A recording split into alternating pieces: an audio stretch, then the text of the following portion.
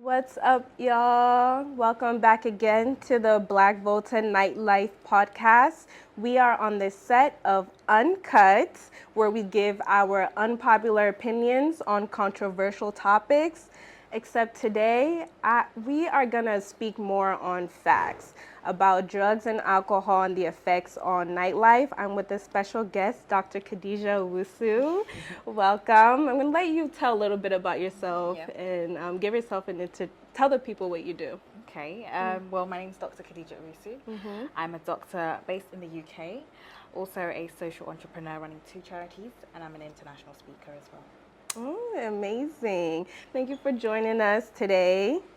And I just want to get right into it because basically nightlife, the bread and butter of nightlife is sales, which is alcohol sales, and Shisha sales make up actually for 50% of those bar sales. Do you know, I find that so crazy. 50%? Yeah. Is that just Ghana or like? I do know it's 50% off. We are talking the context of Ghana. Even when you go out, you can see that it's everywhere. Last week our episode was on bottle culture. Right. And so we know drinks we don't just get a cocktail anymore. We have to buy the whole bottle and everyone the whole performance. Exactly. So let's start off with telling me, how do you navigate being a healthcare professional, knowing the implications of these things that we'll talk about, and then also being a baby girl? I try. Do you go out? Do you know what? I think it's from you can look at it 2 different ways. From me personally, I mean, I'll just put it out there, I don't necessarily drink or smoke or do any shisha. Maybe not just because of the health facts, but also for personal reasons as well. However, healthcare professionals, you would assume that we are a bit more careful, but sometimes when you actually look at the facts and figures, we're one of the worst. Actually. Doctors, lawyers, corporate individuals, it's crazy. Oh yeah, they be outside. Okay. Yes. They have, it's their way of blowing off that steam, so I guess. Exactly. It's tough. Yeah, exactly. Yeah, they do say medical professionals make the worst patients, just in general. Yeah. But so you say that you don't necessarily drink and smoke. So what would you say to the individual that feels like to go out and to have fun, you do need to be under the influence? That's kind of how they feel. Yeah. You know, they actually get the full experience of nightlife. Right. I mean, for me, I don't think it's 100% necessary to, but everybody's different. And if you feel you need a little bit of courage juice, then by all means. But I think the key lesson here, which I think we'll discuss, is everything in moderation. So I think with smoking shisha, a lot of individuals assume there is no risk whatsoever. If you want to compare it to cigarette smoking, shisha doesn't contain tobacco, but unfortunately it does. So all the same toxins and chemical substances that you find in cigarettes, shisha does contain it. And therefore, I think we need to debunk that myth of, you know, just because it's shisha, it's much healthier, it's the healthier option to go for. So in relation to the toxic substances that we then inhale with shisha, because of the method of taking in that smoke, you actually inhale apparently 100 to 200 times more than cigarette smoking. Did you hear? Because with cigarette, I mean, not that I know how to, but like it's a quick puff, then you let go. Whereas shisha, we go hard for long, and it's a long inhalation, and all of that's going down to your lungs. So risks associated will direct damage to your lungs, which is quite bad for you. And tobacco in itself and nicotine can affect your arteries, especially around your heart. You know, potentially a heart attack. But there are also some cancers associated with smoking in general, whether it be shisha or cigarettes. So lung cancer, oral cancer as well. So that's interesting. I want to go back to the idea of, I feel like we have heard this and we know this, and do you feel like what it makes people know the effects of something and still continue to do it? Do you know what? This is a good question. Because let's say in the UK, on our smoking packets, smoking kills. Oh, in Ghana, they show like see everywhere horrible images. Yeah, exactly. And Of black lungs. Yeah. I think regardless of whether it be with alcohol or drugs or just anything in general that is bad for us, aside from nightlife, for human beings, we like to take risks. And unless we actually experience the harmful side, we will think, oh no, it's not going to affect me. It affects one in however many people. I'm not that one. Minus me, God forbid. You see? But it's like, you never know, you could be that one. Yeah. So yeah. Yeah. Okay. Well, hope we're listening at home. Me too. I'm listening. So, what is your opinion on the trend of balloons? Ooh. Because that is also another selling point, especially I've only seen that in Ghana personally. I'm sure they have it other places, but it's filled with helium balloons. And there's I've heard there's some individuals that can spend up to $1,000 on just buying balloons. Yes, and it's 80 cities for context, but like for a group of people. Right. And then once establishments noticed this pattern, they actually took a social responsibility approach and stopped selling. Okay. But the facts have come out that of course you should not be inhaling helium gas. No. But what can you really say to the people directly that we need to stop this behavior? What can bar owners also do? Right. I think, do you know what, it's actually quite shocking. I don't know when I first realized balloons were a part of nightlife culture, but I certainly know that when I first saw, I was a bit shocked, like, oh, balloons for parties, hang on the wall. Why are we inhaling balloons? Okay. What is in it? But you are right. There are risks associated with balloons, and you know the gas that we pump into the balloons, especially with these ones that individuals are inhaling, laughing gas is what people call it. Helium. Scientifically, nitrous oxide, which is a gas that when you inhale can give you a whole bunch of different symptoms. I mean, for the 10-15 second high that individuals experience, okay, you get relief of feeling quite happy, giddy, excited, laughing, because it's an antidepressant, it's an anti-anxiety type of gas that we use as an anesthetic. So if you are about to maybe go for an operation or you're about to experience something that could be painful, it's an anesthetic to reduce pain, not necessarily to get high in the club. On a random day. It's true. So, you know, some effects can include disorientation, dizziness. Those are short-term effects. But if we look in the long term, hypoxia, so losing oxygen. We need oxygen everywhere, every single cell in our bodies. Right. So without the oxygen, your cells then begin to suffer, and of course you experience consequences. We have vitamins that we need daily that help us function. One of them is vitamin B12. Nitrous oxide will inhibit the way that works. So therefore, you start to feel tingling feelings. You feel a bit numb because vitamin B12 is necessary for your nerves to move your body, to feel. So there are several effects. You understand? You look shocked every time. The thing is, I know, and I want to touch on something you said, which is that it's meant to be for operations, kind of give you the anti-anxiety, anti-depression, depressant effect. So let's talk about drug and alcohol promotion in music, which is a part of nightlife. Oh, yes. And that let me think of a song like Last Last, which we know is a heartbreak anthem where some people found out. And it says, I need Igbo and Shy, I need drugs and alcohol. And if we want to get into, words have meaning, a lyrical meaning. It's kind of talking about using partying, drugs, alcohol as a coping mechanism. And then one of my new favorites, People by LaBianca. Yes, and I really love the message in there where she's talking about, you know, how she's been drinking, her eyes are red. It doesn't mean she's smoking. Maybe she's been crying, and no one can really see her. So going out and being around your friends can be a healthy coping mechanism. It makes you feel better. But then also, sometimes even the comfort of your home, when you use drugs and alcohol to self-medicate, to feel better, to blow off steam, can you just speak to what that does in the long-term effects, and also how people can, I guess we said it's moderation, but I want you to speak on it. Definitely. I think in relation to seeking drugs and alcohol as, you know, as a way to cope or as a way to escape, it's a normal. Yeah. People do it. However, we have to be careful in relation to, I guess, the kind of path that we end up going down towards if you're not careful with your usage of drugs and alcohol. So yes, it's important to be around people when you are having such substances. But also, I think we should put a disclaimer.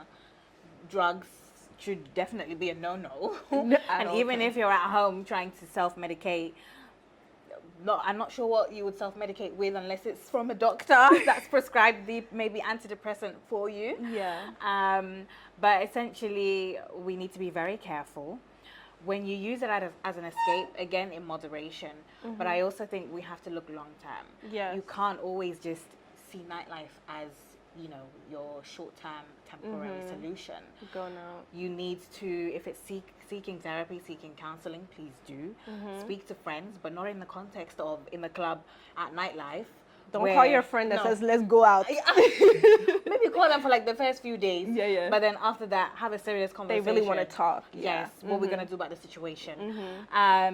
So I think that is the key advice there. You can, you know, use that as a temporary escape, of course, in moderation, but look long term. What are the strategies that you're going to put in place to help you mentally and also physically? And that is definitely seeking medical help, but also utilizing your community around you to help you.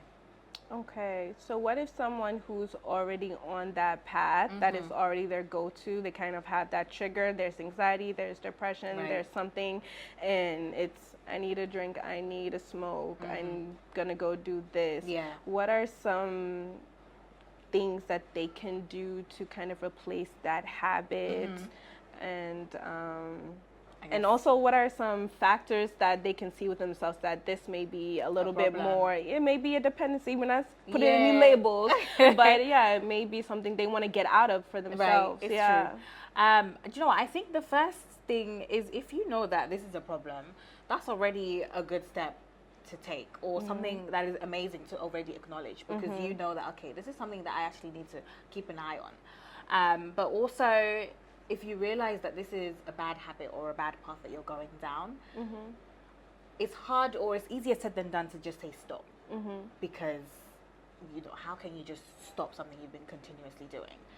It could be as much as reducing the number of times you go out, or reducing the number of glasses you have at night at home, taking the necessary steps to reduce, whether it be weekly or every few days, till you reach a point where it's not so much.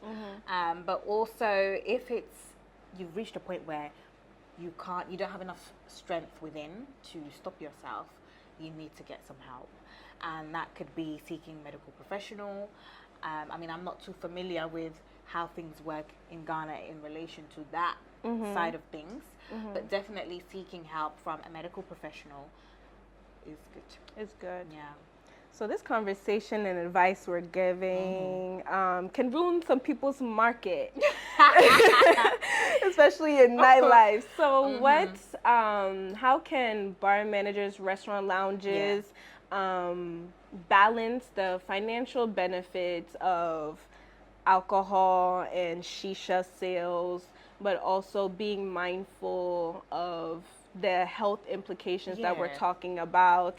And, you know, can they be aware of who is drinking what? Is there a social responsibility aspect, do you feel like? I think I definitely agree with you in the social responsibility aspect, but also you kind of understand where they're coming from, because at the end of the day, they're businesses. Yeah. And businesses need to make money. Why? Because you have people that work for you and they got bills to pay. So essentially, we have to see this as a balance. So it's important that we understand that, you know, with providing alcohol and shisha, all of these substances that can potentially be toxic, we need to know that there are human lives at the end of the day that are consuming these substances. So we therefore definitely do need to be careful. It's important that maybe it's quite hard to identify when you have a lot of people in a room trying to get drinks. It's hard to monitor. But if there's a way that we can incorporate somewhat knowing, okay, well, maybe this person has a little too much. This table, okay. So if we can do that, then amazing. But of course, you have a business, feel free to, but just keep an eye on individuals whereby okay, this is a little bit too much. Because at the end of the day, you don't want to have a case. Problem, yes. Absolutely. You don't want to have a case. I have seen in some instances some Really? bartenders that will cut you off. Oh, amazing. Like, especially Yeah. with alcohol, if they see, first of all, how much they've been serving you. They won't even cut you off, but they'll just say, "Are you sure?" At least give you a moment to think about it. And if you are being disgruntled, you'll definitely just be cut off and be sent home. Right. But I'm glad you spoke on that. With that being said, you mentioned noticing things. So how can, as a friend, I hear some, your friends can make jokes like, "Oh, this guy there, he's an alcoholic," and they may be joking, throwing that word around, or they know you're smoking. They may say one or two things, but how, as a friend, can you really have, I don't want to use intervention, but on a way, maybe say something. What roles do friends and family play a role in these things? And when you are partaking with someone who is, I don't know, the tolerance is a bit high. It's true. It's true. I mean, I think just speaking with loved ones in general about anything that's a bit of a gray area, it can be quite tough conversation to have. But at the end of the day, we know that the main goal is to help the individual. So it could be the case where maybe you're on a night out, you guys are looking after each other, you're keeping an eye on each other, monitoring to a certain extent your intake. And if you believe that, okay, one particular friend, this is a little bit too much, then it's like maybe just pull them to the side, let them relax a little bit. If it's the case whereby they still want more drinks, I don't know if this is necessarily a bad thing, but to just give them Coke or something with no alcohol. Just for them to cool down a little bit. But again, if you notice this is a reoccurring issue, that conversation needs to be had at home. Not right in the midst of not in the middle of it, no. So definitely from a place of love, you just want to have this conversation. You think maybe the alcohol is a little bit too much. And so maybe next time, let's look to reducing. Maybe let's try something else that has a little bit of less alcohol. Go champagne or something. If you want to be posh, why not? Just looking at different strategies to try and minimize the effects. Okay. Let me see if I have any other questions. You've gone You've really said a lot. I want to talk about the health implications of a couple other things since we have you here, and we're going to speak facts. So in the culture in general, we're not going to say Ghana or any one place, but harder drugs. I know you said drugs in general is a no-no. Yes. Correct? Yes. And then we talked about in music, there are other things, but some people they go all out. They go all out. Yeah. And so there are other drugs that I would like to speak of the health implications. I'm beating around the bush. Should I just say the names or should I say the names? Just say it. Okay. So I think let's talk about something that seems pretty harmless, but it's there. Weed. What's your take?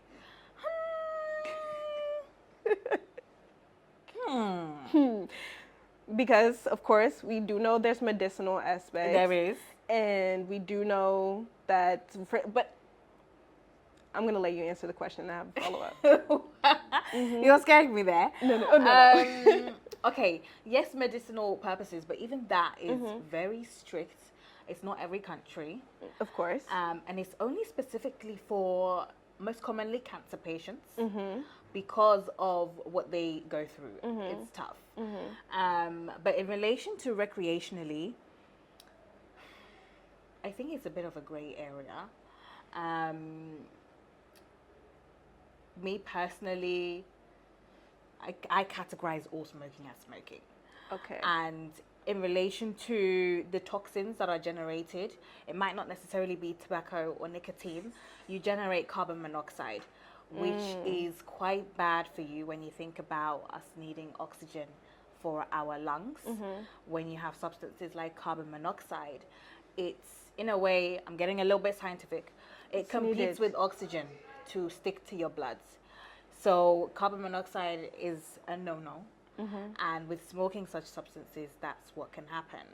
So again, with weed, moderation. If you like, stop all. Can you confirm or deny? Can it still be addictive? Weed? Yeah. Yeah. I don't know. Are you sure? That one day, I don't know. Okay, that's what I wanted to ask you, and I stopped myself. I feel like different things affect people differently. Right. And so, can you speak to that? The fact that just because your friend can tolerate something, it may affect them in this way, doesn't mean it's going to affect you this way. And it will always affect you positively, or it's not a big deal. So, what works even neurochemically for something like that? Like, why does it affect people differently? Like, you can be good and I can go crazy. True. Everybody is built differently. Everybody's individual tolerance is also different. Let's say with alcohol, studies show that with Asians, their tolerance is different compared to everybody else. And so when you give particular medications to, I guess, stop you from taking alcohol, they have it very differently because they react differently as well. So it's the case of, yes, you might be able to handle a lot of bottles compared to me, but at the end of the day, the damage being caused is still the same. Understood. Okay. Okay. And is that the same? I like how you brought up the alcohol thing, because why are some people like happy drunks, then angry drunks, emotional drunks? I don't know. You could probably say, is that reflective of what's going on the inside already? Maybe. I believe that. Yeah. I believe that like drugs or alcohol kind of brings up what is already going in your internal environment that's not being dealt with. What's the word? Exaggerating the already chemical balance that you have. Yeah. Okay. So I'm going to take you left. What are the effects of cocaine? Oh, well, if we want to go even further left, you can have a heart attack. Because it causes vasoconstriction, which means it contracts your blood vessels. If you contract your blood vessels, you are reducing your blood flow to important organs. Everywhere, but also importantly your heart, which will lead to a heart attack. If it's in your brain, it's a stroke. And so recently we're hearing a lot of young people just dying just like that, especially within the industry. And it's so sad when you hear these news where it's like, you're just starting out, your career, your life. You just collapse. And not to assume, but sometimes it's as a result of these substances, which can just take you like that and you never know. So it's very important that with the hard stuff, no, there's no moderation with hard stuff. Stop. Don't even go there. Don't even do it. No. So smoking and the hard drugs, psychedelics, some psychedelics, I know like ketamine and different things can be used for antidepressants. Ketamine, we also say it's a horse tranquilizer. It is a horse, yeah. So what are you doing with the horse tranquilizer? Sometimes we use it in the army for like anesthetic, because obviously on battlefield, that's a whole nother, but not in nightlife. Not in nightlife. Yeah. Of course not. But some people the ketamine is used in like medical trials, but like some people are really advocating out there for like shrooms and different things and saying it's giving them some spiritual awakening and no, seriously, giving them like a spiritual awakening, really opening their eyes to the world and deeper meanings. Okay. What do you see? Everybody has their own beliefs at the end of the day, and if you believe that maybe taking this particular substance will place you into that world of opening up your mind, yes, and seeing the things that you want to see, then fine. You have friends that will be like, yeah, I'm going to Amsterdam, commonplace, try the mushrooms, the cookies, all of that stuff. Ayahuasca. But usually you hear those as a one-off thing. Yeah. If that's the case, absolutely fine, but not on a regular basis. Yes, okay. You really told us a lot. So let's just okay. So I want to get to know you more. I always ask people this: Beyonce or Rihanna? I'm a little bit of both. A little bit of both. I'm not hardcore either one of them, but I love their music. Okay, cool. So what's your favorite place to shop? You know what? Recently, Zara. Really? Zara has been taking my money. Zara does it for me too. Yeah. Obviously, when you go on the website, the models are looking some wavy. But when you, like, TikTok hauls. Yeah. They do it for you. Okay. So if you, on a night out in Ghana, where do you like to go?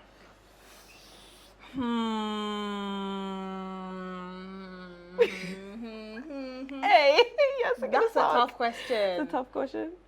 Okay, bar or club? Bar. If I call you right now, say, Khadija, let's go to the bar. Where are you going? You're putting me on the spot. Yeah. I haven't even been out yet since I came. When you've come before. Okay, fine. When I've come before, do you know what? What? Kruna. You like Kruna on a Tuesday? Yeah. Yeah? Last time I came. It was lit? Yeah. Okay. I had a good time. Honestly, it's really good. Yeah. Okay. Let me find out. Were you here in December? No. When was the last time you were here? July. Okay, last summer. Okay. So when's your favorite time of year? Have you done Easter? I'm staying this Easter. You're staying for Easter? So I'm looking forward to it. But I've not done Easter before. Have you seen the events for Easter? Yes, I receive them on a daily. Which one are you thinking about going to? Oh, I haven't looked that far yet. Okay. But I'm seeing the composers are coming. I love the composers. Steven is my guy. So yeah. Probably gonna check that out. Yeah. Okay, cool. So to wrap up, I think we talked about something really important here today. Yeah. And we said it's one of those things that I feel like it really speaks to the times and just what people may or may not be going through, some things that we don't talk about. Right. And our health is very important. As young people, we are kind of far removed because we don't know how that's going to affect us later, and that's something we think about later. What are some healthy ways that we can, without, maybe we don't have access to the mental health professional or access to primary care services, what are some things that we can do just overall, generally, while we're in Ghana to alleviate, de-stress, because life is really stressful. Definitely. Can you give us 1 or 2, 3 things that we can just do that is more on the healthier end while we're still having fun? 100%. I think we have to maybe not subscribe the word fun to strictly just nightlife. Maybe there are other means. For example, it could be going to the beach. I mean, you go to the beach, have a speaker, jam on the beach. That's also relaxing. It could be just staying at home as well, or just going out with your friends, road trip if you want to. Making sure that you are with other people is very crucial, both in nightlife and outside of nightlife. Having that community around you is important. Have those conversations.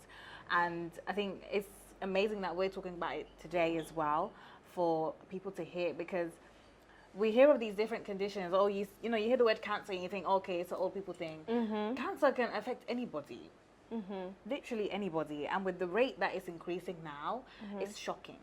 So a lot of the health stuff, we need to stop putting it to or subscribing it to old age as young people. Make sure you go and get that blood test done. See whether or not you're anemic. If you need to top up on vitamins, you need to know, and therefore go and take your daily multivitamins. Get your blood pressure checked. A lot of young people now are having high blood pressure. Why? You shouldn't be. So making sure that you take that ownership in going to do those. If you need other people, go with your friends. Make it a trip. Book that trip. Go and take the blood test. Go and get full health checkup. What's the harm? The same way you use that energy to go to the nightlife, use the energy to save your life. A bar. So it's very important to do so. Okay. But yes, I mean, everything in moderation. Everything in moderation, guys. Have these conversations. Take care of your health. And I know. Just enjoy life. Enjoy life. Yes, enjoy. Anyway, thank you guys for joining us. Thank you, Dr. Khadija Owusu. Thank you for having me. We're so proud of you. Thank you for educating us today and spending time with us. We'll catch you next time. Let me know in the comments below what you guys think. And let's continue this conversation. I think it's really important. So don't be afraid to speak up. Speak to your friends. Take internal, what's the word I'm looking for? Reflection? Yes, or take internal reflection. Inventory is the word I'm looking for. Take internal inventory. We're all dealing with something. God bless. We'll catch you on the next episode of Uncut. And there you have it. Like, comment, subscribe. Bow.